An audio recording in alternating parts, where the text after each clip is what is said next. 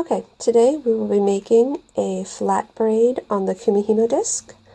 You can see I have several mistakes because I'm new to using this kind of string on it, and I'm also new to recording videos, so I've messed up several times while trying to do this. Okay, anyway, that's my problem, not yours. The supplies you will need are a Kumihimo disc.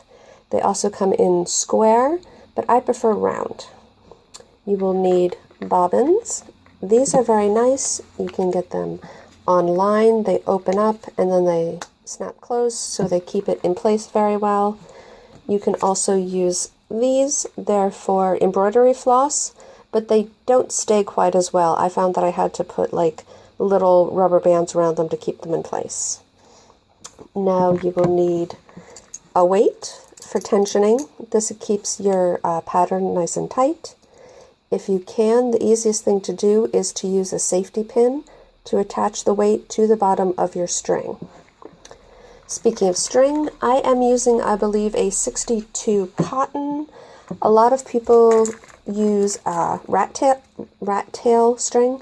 It's a lot thicker. You'll end up with a much wider and thicker end product. This I was trying for more of a trim kind of consistency for possible use on garb, for SCA, etc. So for setting up your disc, I don't use the letters because, or the numbers, the numbers, because I'm not that kind of person. The dots I put on here, they're for spacing. You can see that they're between the colors. And I have an arrow. You can either have that towards you or away from you, as long as you keep it consistent. So that is your setup. I also have, for my explanations, I'm going to be using inside, inside, outside, outside, and when there's 3 strings on a side, middle. I'm not great with left and right, so I may mix that up. If I misspeak, I apologize. I will go through the directions, trying to properly give you the left, right, top, bottom, etc. And then I'll go through it with the way that I do it when I'm going through the pattern. So, okay. First step, you take the bottom left inside to the top left inside. Bottom right inside to top right inside. Now you see there's three here, so that will now be middle. So top left middle to bottom left inside. Top right middle to bottom right inside. And then bottom left outside to top left middle, bottom right outside to top right middle, and then they'll kind of twist around each other. You just want to sort of put your finger in between and they should unravel on their own. Top left outside to bottom right inside, and top right outside to bottom left inside. Now you'll notice that the colors switch sides. That's how you get the alternating pattern. And you should have the same number in between on the top and the bottom. Okay, then you just repeat.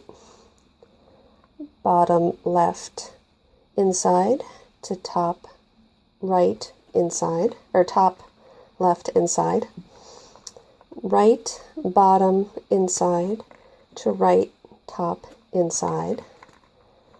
Left middle, because there's 3, so there's a middle, to bottom left inside.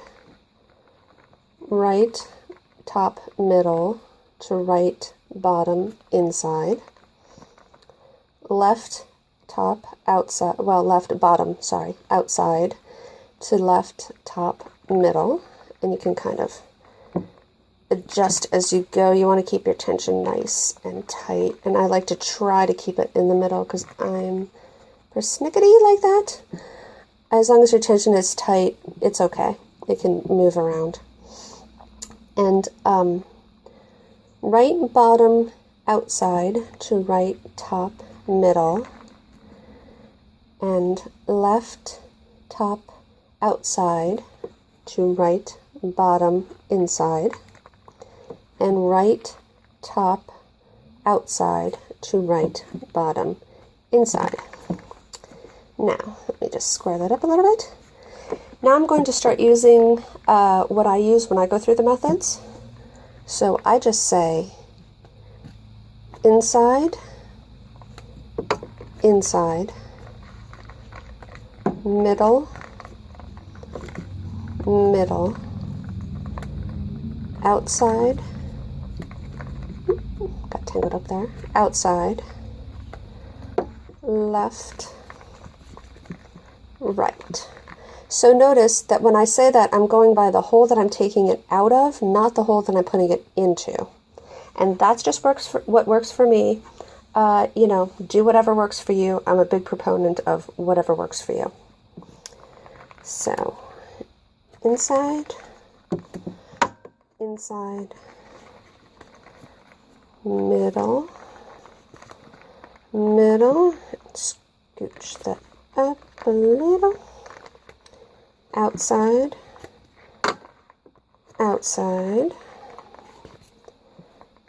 left, right. Okay. And now you can see that you're in the middle. You can't go any closer in the middle. So this is where the dots come into play, because you just respace your colors to the outside edges.